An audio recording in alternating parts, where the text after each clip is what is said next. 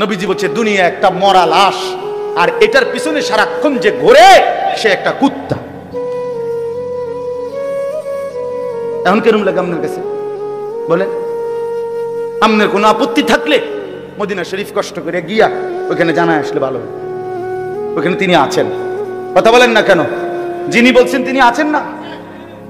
কোরআন শরীফে সরাসরি আছে কাফের বেঈমান নাফরমানকে আল্লাহ কোরআনে উদাহরণ দিয়েছে, ফামাসালুহু কামাসালিল কালব। সরাসরি কোরআনের আয়াত। আল্লাহ বলছে নাফরমান বেঈমানের উদাহরণ কুকুরের মতো। কালবুন অর্থ যে কুকুর, আপনি জিঙ্গান মানুষের। ইন তাহমিল আলাইহি ইয়ালহাস আও তাতরুকহু ইয়ালহাস। আল্লাহ বলে দুনিয়া লুবি বেঈমান সারাক্ষণ যে দুনিয়া লুবি, তার অবস্থা হইল যে তুমি যদি তারে ছেড়ে দাও তাইলেও হাঁফাইতে থাকে, তুমি যদি তারে বাইন্দা রাখো তাইলেও হাঁফাইতে। এই দুনিয়া লুবি, পাইলেও অতৃপ্ত, না পাইলেও অতৃপ্ত, পাইলেও অতৃপ্ত, না পাইলো, না পাইলে আগের মতো বেচা কিনা নাই, পাইলেও অনুকূলাইয়া উঠতারি নাই। কথা বুঝেন নাই? দুনিয়া শেষ হয় না, দুনিয়া রাক্ষস, দুনিয়া রাক্ষস। দুনিয়া কোনদিন কাউরে তৃপ্ত বানায় না বাপ, দুনিয়া কাউকে তৃপ্ত বানায় না, দুনিয়া কাউরে না তৃপ্ত বানায় না। দুনিয়া রাক্ষস, সারা দুনিয়া পেলেও মানুষের দিল তৃপ্ত হয় না। নবীজি সাল্লাল্লাহু আলাইহি সাল্লাম বলেন, লা ইয়ামলাউ জাওফু ইবনু আদামা ইল্লা তুরাব। কবরের মাটিতে ঢোকা পর্যন্ত বনি আদমের অন্তর তৃপ্ত হবে না। নিজেরে বরবাদ কইরো না ভাই। এমন অনেক ছেলে আছে খোদার 365 দিনে কোনদিন ফজরের নামাজ পড়ে না। ওহরে দুর্ভাগ্য রে, হায় রে বদনসিব। তেমনি মানুষের বাচ্চা হইলি, কোন মার ঘরে জন্ম নিল, কোন মা দুধ খাওয়াইল রে? হায়, এত বড় জানোয়ার কেমনে মুসলমানের ঘরে ঘুমায় আমি বুঝি না। এটা কি হাইওয়ান? খোদার 365 দিনে কোনদিন ফজরের নামাজ পড়ে না, এত বড় নিকৃষ্ট জন্তু মুসলমানের ঘরে ঘুমায় কেন?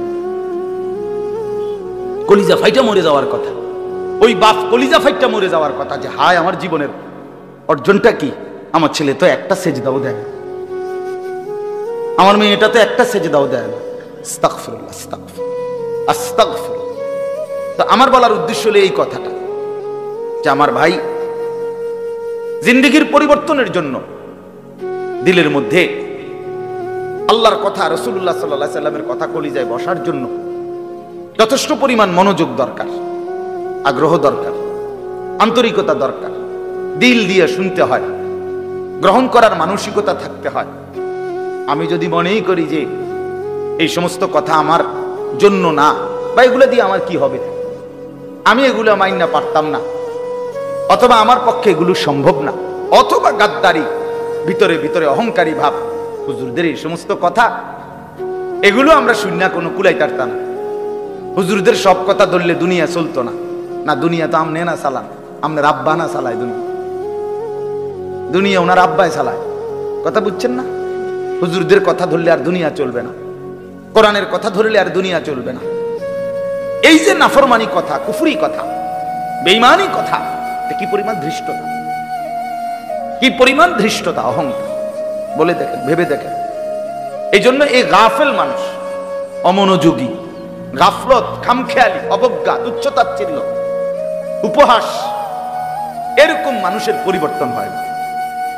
এটা জরুরি, আমি এই কথাটাই বলতে চাচ্ছি।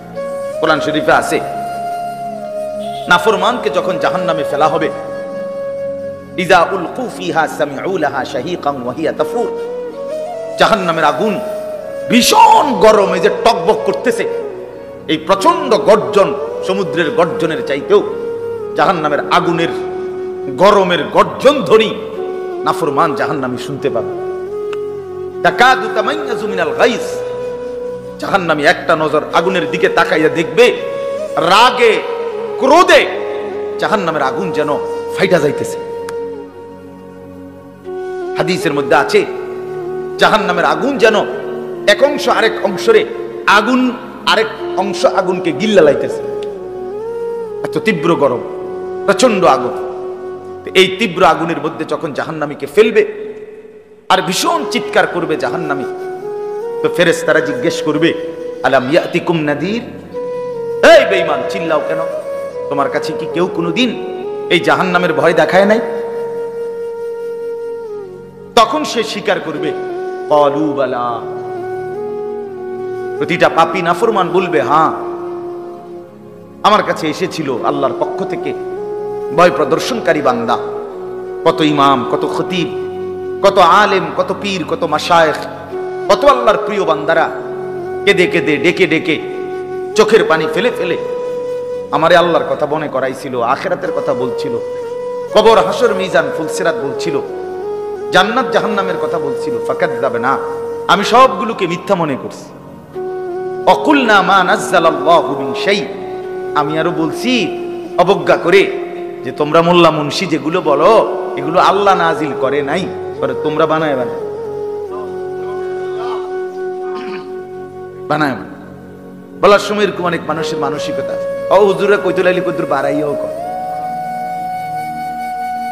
হ্যাঁ, মাইক পাইলে কে না কয়।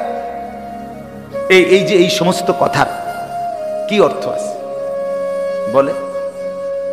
তো সে বলবে আমি মনে করছি, আমি আরো বলছি এগুলো আল্লাহ নাজিল করে নাই। ইন আনতুম ইল্লা ফি যালালিন কাবীর।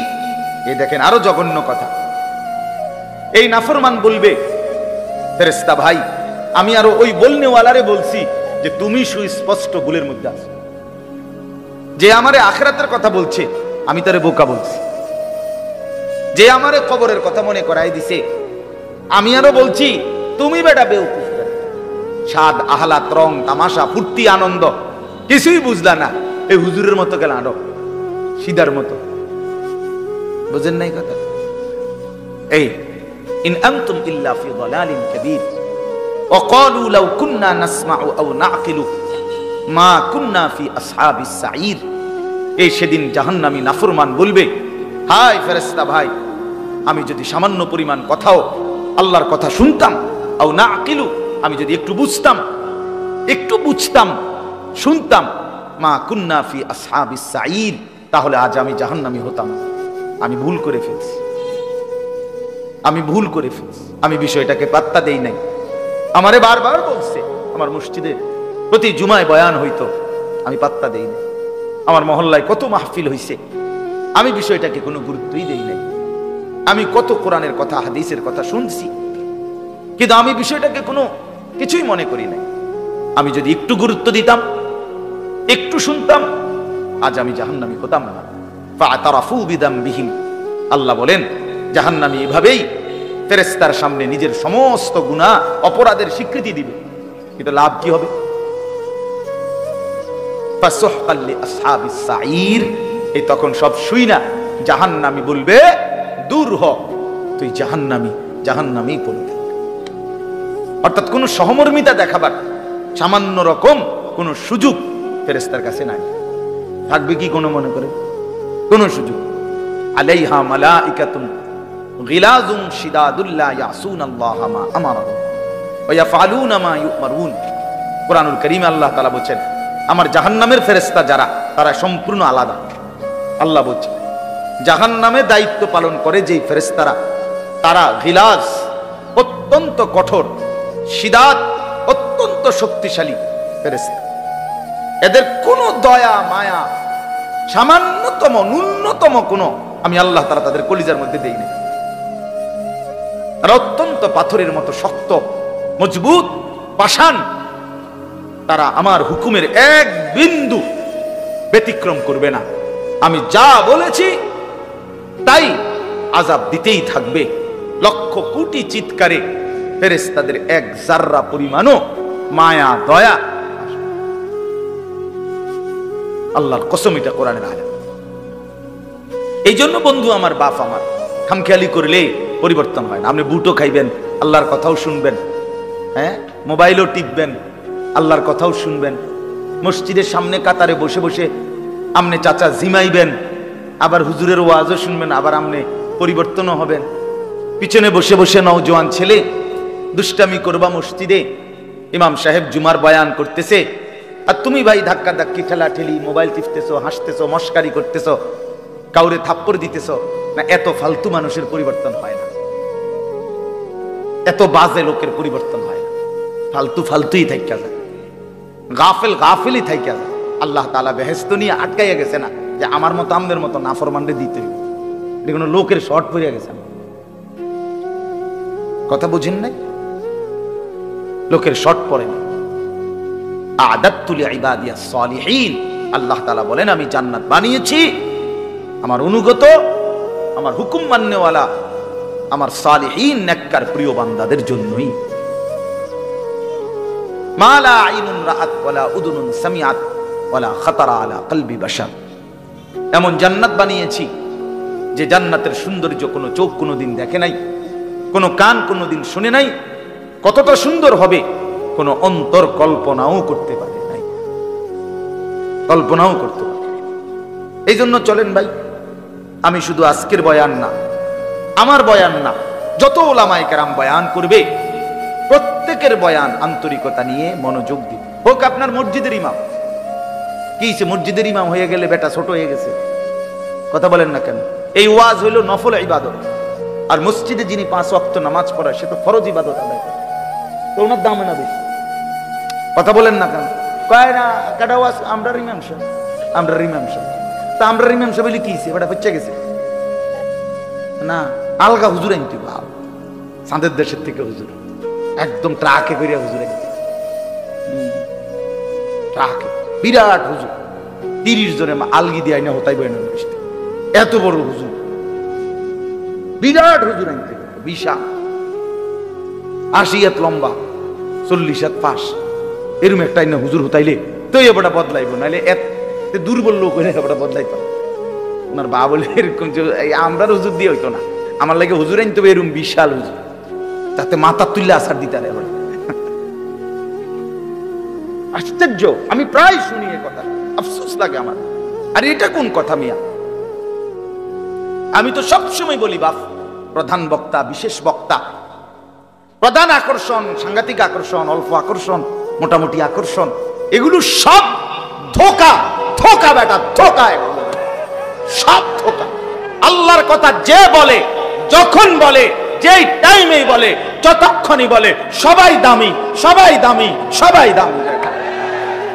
তোমার এলাকার হুজুর বললেও দামি, আর আরো দূরের মানুষ বললেও দামি। আল্লাহর কথা বললেই দামি। যে জবান মালিকের নাম নেয় ওই জবান দামি, যে দেহ আল্লাহর হুকুম পালন করে ওই দেহ দামি, যে জিন্দেগি আল্লাহর গোলামি করে ওই জিন্দেগি দামি। আহসান ওমান আহসানু কওলাম মিম্মান দাআ ইলাল্লাহ। জনপ্রিয়তা ধোঁকা, জনপ্রিয়তার কিচ্ছু নেই। জনপ্রিয়তা কি? 1 কোটি মানুষ আমারে চিনে, তো কি সেতে কবর রাজা মাফ কি ভাই, কবর রাজা মাফ, তো তো কি হয়েছে, কি হয়েছে, কি এতে ফায়দা কি? 10 কোটি মানুষ আমারে চিনে, আল্লাহ তাআলা বললেন আনিস আমি নিলাম,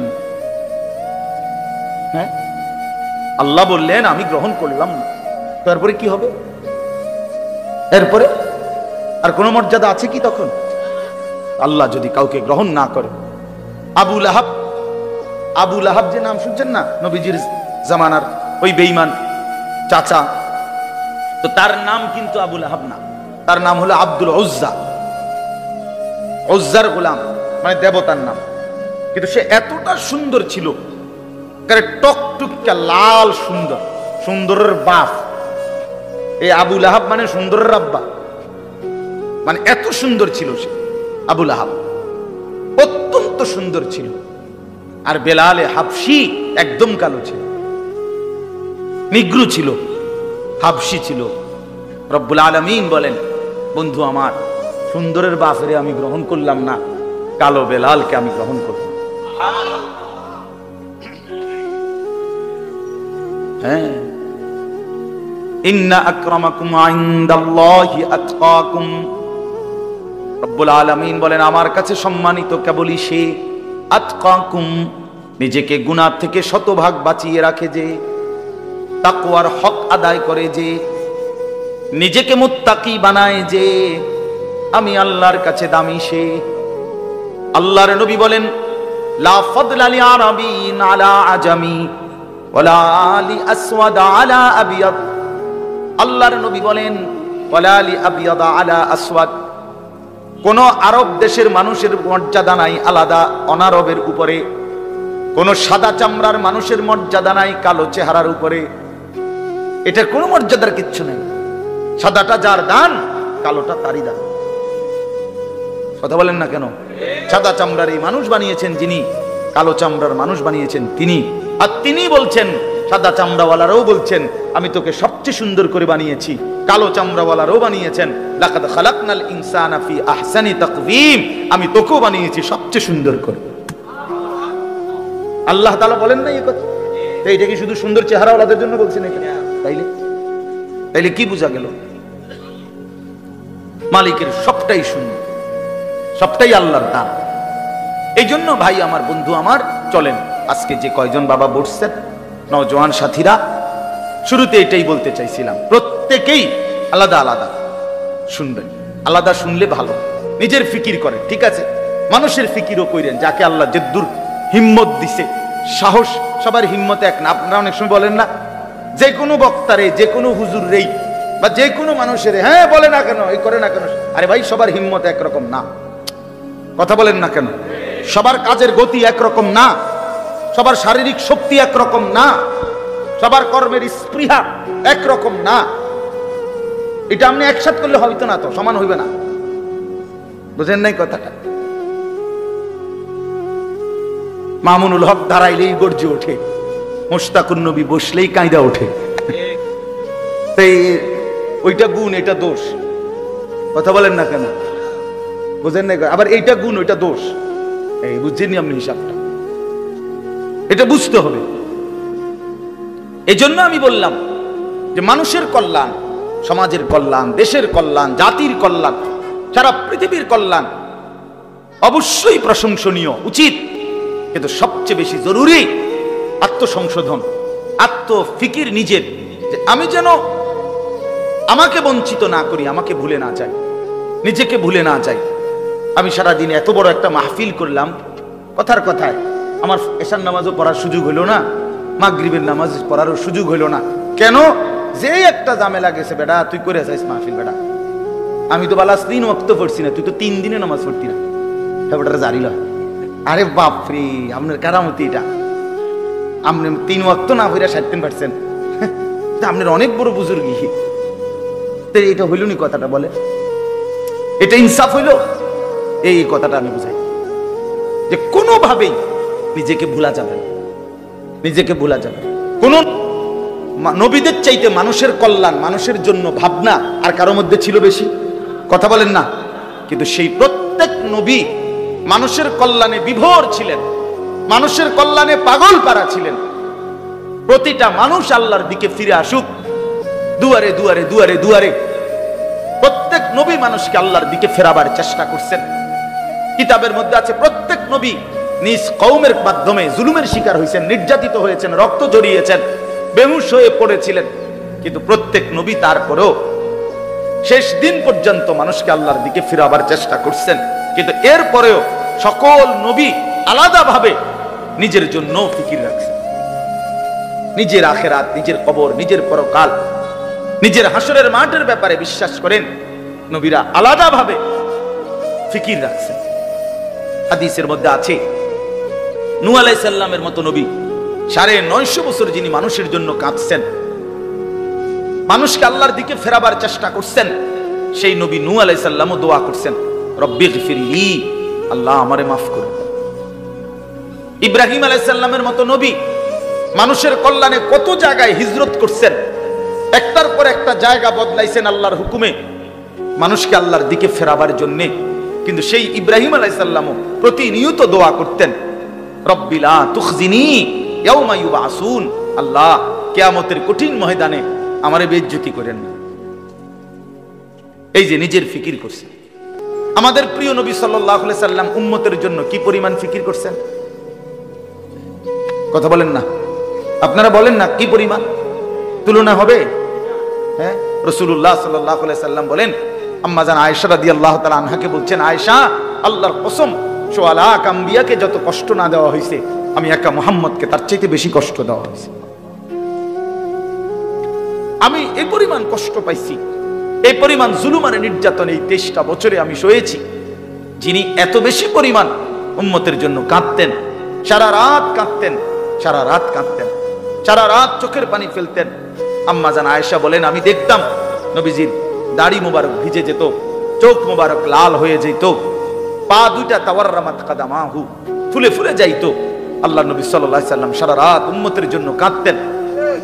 এই নবী সাল্লাল্লাহু আলাইহি সাল্লাম তিনিও কিন্তু প্রতিদিন 5 ওয়াক্ত নামাজের পরে নবীজি সাল্লাল্লাহু আলাইহি সাল্লাম যে দোয়াগুলো পড়তেন, এর মধ্যে একটা দোয়া উল্লেখযোগ্য ছিল যেটা নবীজি নিয়মিত পড়তেন, সেটা হলো আল্লাহুম্মা হাসিবনি হিসাবান ইয়াসীরা।